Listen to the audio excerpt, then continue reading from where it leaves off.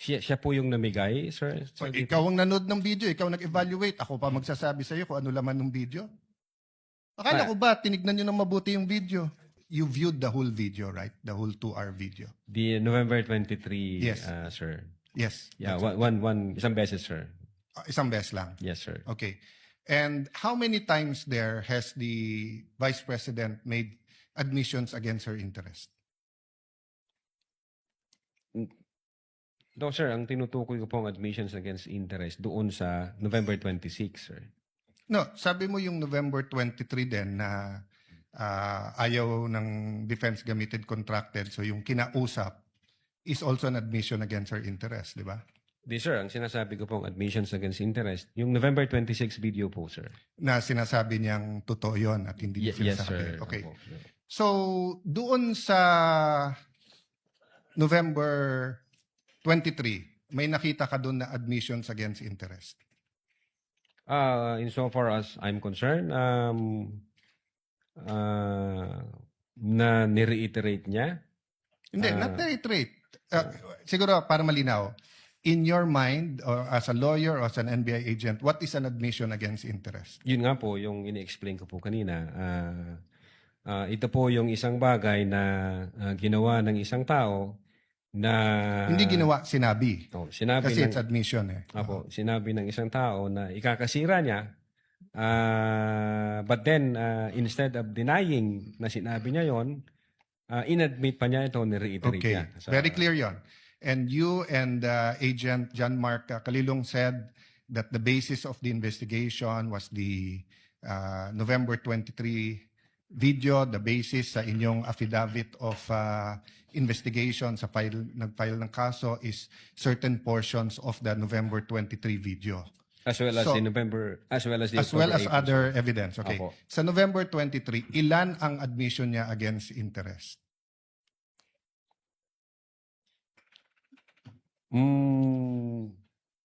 Ang sinasabi ko pong admission against interest This yung is a new November question. 26. This is a new question. If you evaluated well the November 23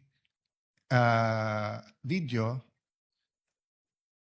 is there any circumstance in that video that you believe that the Vice President made admissions against her interest? Plain ho yung utterance niya doon, Your Honor. Yung nakita lang ho namin, yung utterances niya. Insofar as I'm concerned, yung admission against interest nangyari nung November 26. Mr. Witness, sagutin niyo na lang ako. Lahat ng admissions are utterances. Yes, sir. Okay? Admissions is verbal. 'Di ba? Hindi to yung parang admission sa court. Pwede mo i-admit yung documentary evidence, pwede yung object evidence, pwede yung statements. When we talk about admissions against interest, especially in context of what we're talking about, may statement na laban sa interest niya. Yes, sir. So tinatanong ko dun sa buong video, meron ka bang nakita? Wala. Yes or no lang yun, meron or wala. O meron at wala, hindi yes or no. Kayo nag-evaluate nun eh. Meron o wala? Admissions against her interest. Yes, sir. The fact na in-utter niya yun. O which one nga? So meron ilan at ano yun? A little leeway, Mr. Presiding Officer, kasi hindi natukoy masyado yung tanong. Senator Judge Arad may proceed. Yeah. So which statement that? That one you're mentioning now. So yung sagot mo, meron. Ang understanding ko, sir, nung sinabi ko yan, I'm referring to the November 26, 2024. Mr. Witness, paulit-ulit tayo. Yes, sir. Burahin mo na yung pinag-uusapan natin you're referring to. I'm asking you a direct question. Yes, Sa sir. November 23, meron o wala bang statements na you will consider in your professional as a lawyer and as an NBI agent in charge of investigating this? Meron ba siyang admissions against interest? Ang tinutukoy ko lang po again, Your Honor, yung 26. No, I don't care. Wala po yung 23. I'm sorry. I don't care, Mr. Presiding Officer, kung anong tinutukoy mo. I'm asking you a direct question. November 23 video. Meron o wala siyang admissions against her interest doon? Attorney Lotok, yes, no, I do not know, I do not remember. We're referring to November 23, not 26. Yeah, I do not know, sir. Ang Oh, you do not know. nire-refer Okay. ko na... Don't tell me na. So you do not know. Okay. when she said, kung papatayin ako, may kausap na ako, patayin niyo yung tatlo, is that an admission against interest, yes or no? Based on that utterances, sir, yes, I think so. Yes. O kakasabi mo lang kanina, I don't know. Ngayon, yes. O ano pa? Ano pa sa video na yon na admission against interest? Meron o wala? Or I don't know? Yung utterances na yun, sir, ang Sir, bukod nga doon. to me, sir, yung utterances na yun, that's admission against Sir, interest. klaro na yon. Tinanong ka na ng presiding officer, sagot mo, I don't know. Tinanong kita ng diretso na sa video, biglang you know, biglang sasabihin mo na yun utterance na yon. So ang tanong ko na ngayon, bukod doon, aside from that, Sir, ulitin ko po yung sagot ko. no, you don't need to answer. Yung sinabi ko po na No, I'm admission asking against you, interest. aside from the utterance, the statement, na kung papatayin nila ako, patayin sila, is there any other utterance during in that video that you would consider admission against In so far interest? as I remember, wala na po yun. Wala na, okay. When the Vice President said, yung pinamigay sa DepEd, isn't that an admission against her interest kung may pinamigay? Siya po yung namigay, sir? So, Sir, ikaw ang nanood ng video, ikaw nag-evaluate, ako pa magsasabi sa iyo kung ano laman ng video. Akala ko ba, tinignan nyo ng mabuti yung video? Bakit hindi mo alam yung laman ng video? DSW, sir, pwede ko pong tingnan yung sinasabi No, niyo. so you Specific. do not know what the alaman ng video. Again, tiningnan ko po ang video one time and ang nag-review po ng video yung agent on case. Yes, but you're the agent in charge and you're the one who filed the affidavit. Okay, Yes, sir. next question. Nung sinabing mag-people power, tapos ang sinabi niya, hindi yun yung solusyon. O kung nag-people power, sino magiging presidente? Kung nag-people power at mawawala ang Pangulong Marcos, sino magiging presidente? Siya, sir. Opo. Oh, so hindi ba admission against her interest din? Siguro sa interest niya maging presidente. Pero ang sinabi niya, what? I think so, sir. Okay. So I mentioned 3. So my next question. When you have an admission against interest, do you take the whole admission or you can cut it up into parts? Again, Your Honor, yung If my admission against interest is 1 sentence or 1 paragraph or 3 sentences, can you take 1 sentence and say yun lang yung admission and the 2 other sentences are not? Can you divide I it think up? it should be the whole, sir. The whole sentence. So the whole sentence niya, nung sinabi niyang kung papatayin ako, is pinagbibintangan niya yung tatlo na papatayin siya. So if you say it's an admission against interest and you believe it, you also have to believe na papatayin siya nung tatlo.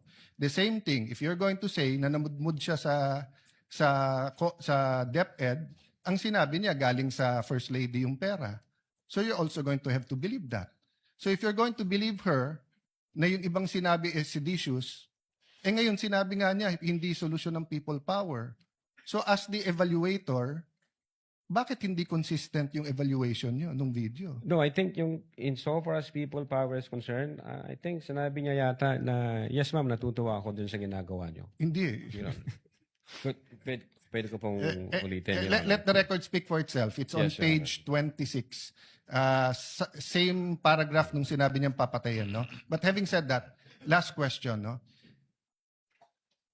Bakit sa cybercrime ni-refer?